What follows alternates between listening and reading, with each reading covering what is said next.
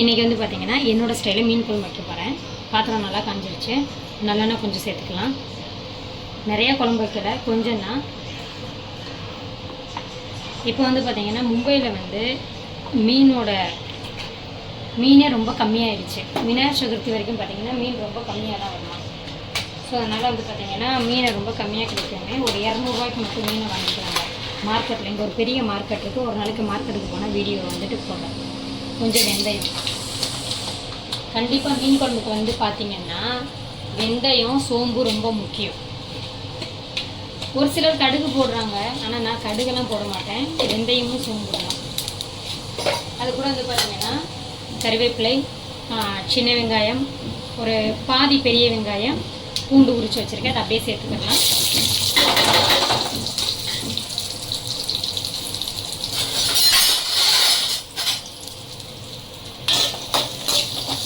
கொஞ்சம் வதங்கினோன்னு வந்து பார்த்திங்கன்னா நம்ம எடுத்து வச்சுருக்கிற தக்காளி வந்து பார்த்திங்கன்னா ஒரு 2 தக்காளி நறுக்கி வச்சுருக்கிறேன்.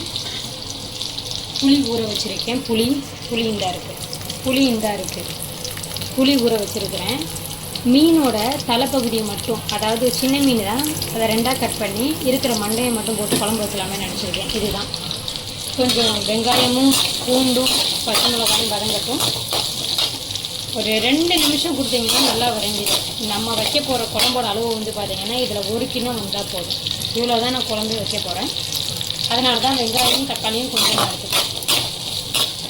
நீங்கள் வந்து பார்த்திங்கன்னா நீங்கள் வந்துட்டு நிறையா வைக்கிறீங்க அப்படின்னா சின்ன வெங்காயம் இன்னும் வந்துட்டு 1 கைப்பிடி போட்டுக்கலாம். அதுக்கப்புறம் வந்து பார்த்திங்கன்னா வெங்காயமும் ஒரு பெரிய வெங்காயம் 1 எடுத்துக்கோங்க, இல்லைன்னா 2 கூட எடுத்துக்கோங்க, பிரச்சனை இல்லை. இது வந்து அம்மா அரைச்சி கொடுத்த குழம்பு மிளகாய்த்தூள், அதை மட்டும்தான் இதில் சேர்க்க போகிறேன். கூட வந்து மஞ்சள்தூள், அவ்வளோதான். ஸோ 2 நிமிஷம் இது வேகட்டும், அது வரைக்கும் வெயிட் பண்ணலாம்.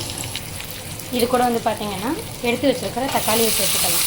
தக்காளியை ரொம்ப பொடிசாக தான் நறுக்கணுன்ற அவசியம் இல்லை.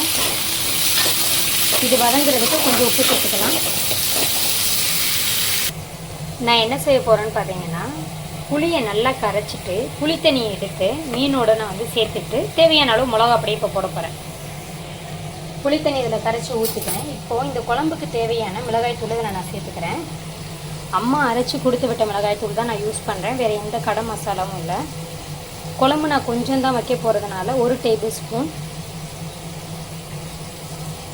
அதுக்கப்புறம் இன்னொரு 1 டேபிள் ஸ்பூன், மொத்தம் 2 டேபிள் ஸ்பூன் நான் வந்து மிளகாப்பொடி எடுத்திருக்கேன். இதை நல்லா இப்போ நம்ம வந்து மிக்ஸ் பண்ணிக்கலாம்.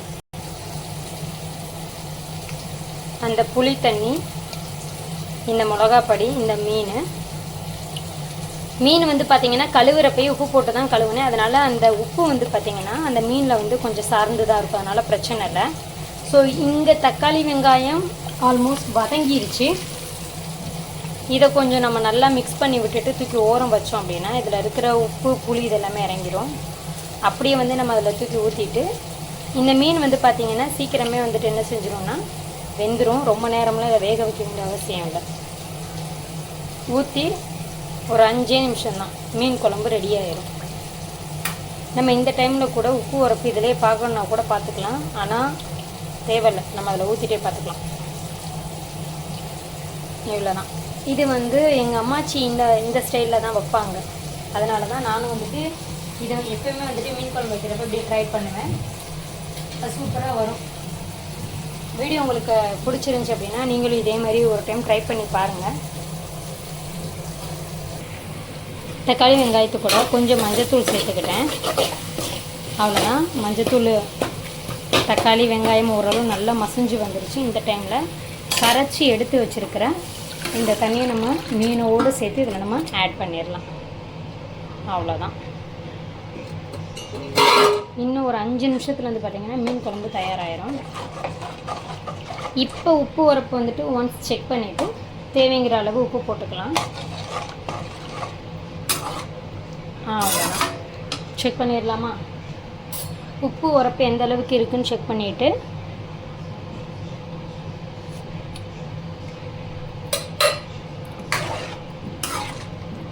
உரப்பு ஓகே.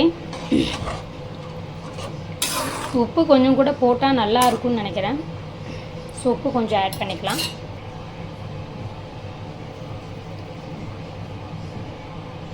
உப்பையும் ஆட் பண்ணியாச்சு. ஒரு 5 நிமிஷம் கொதி விட்டதுக்கப்புறம் காட்டுறேன். குழம்பு இப்போ எந்த அளவுக்கு கொதிச்சிருக்குன்னு நம்ம பார்க்கலாம். சூப்பராக கொதிச்சிருச்சு.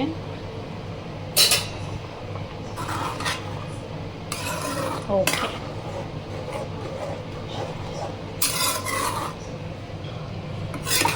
ஸ்மெல்லும் பர்ஃபெக்டாக வந்திருக்கு. செம்ம மீன் குழம்பு ரெடிங்க. மீன் குழம்பு யார் யாருக்கு பிடிக்கும் அப்படின்றத கமெண்டில் சொல்லுங்கள். இந்த வீடியோ பிடிச்சிருக்கு அப்படின்னா ஒரு லைக்கை தட்டி விட்டு போங்க. தேங்க்யூ ஃபார் வாட்சிங். பாய்.